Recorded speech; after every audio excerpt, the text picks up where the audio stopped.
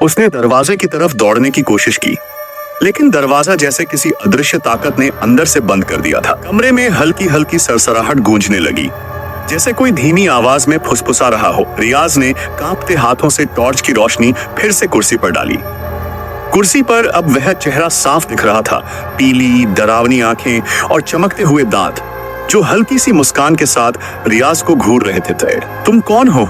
रियाज की आवाज़ कांप रही थी।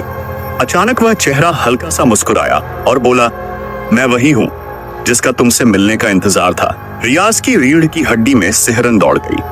उसने पीछे हटने की कोशिश की, लेकिन उसके कदम जमीन में जैसे जम गए थे। कमरे की दीवारों पर साए नाचने लगे और झोपड़ी के कोनों से उठने की आवाजें आने लगी। कुर्सी पर बैठा वह अस्तित्व धीरे धीरे उठने लगा। उसके कपड़े मिट्टी और धूल से सने हुए थे और उसके हाथों की उंगलियां असामान्य रूप से लंबी और नुकीली थीं। वह रियाज की तरफ बढ़ा और जैसे ही वह करीब आया, हवा में एक भयंकर ठंड फैल गई। रियाज ने हिम्मत जुटाकर ऊंची आवाज में अजान देनी शुरू की। कमरे में एक पल के लिए सन्नाटा छा गया। वह साया रुक गया और फिर एक भयानक चीख के साथ हवा में घुल गया। दरवाजा अचानक जोर से खुला और रियाज तेजी से बाहर भागा। बाहर आते ही वह झोपड़ी गायब हो गई, जैसे वह कभी थी ही नहीं। लेकिन रियाज के कानों में अब भी वह फुसफुसाहट गूंज रही थी। तुम बच गए, लेकिन मैं फिर आऊंगा।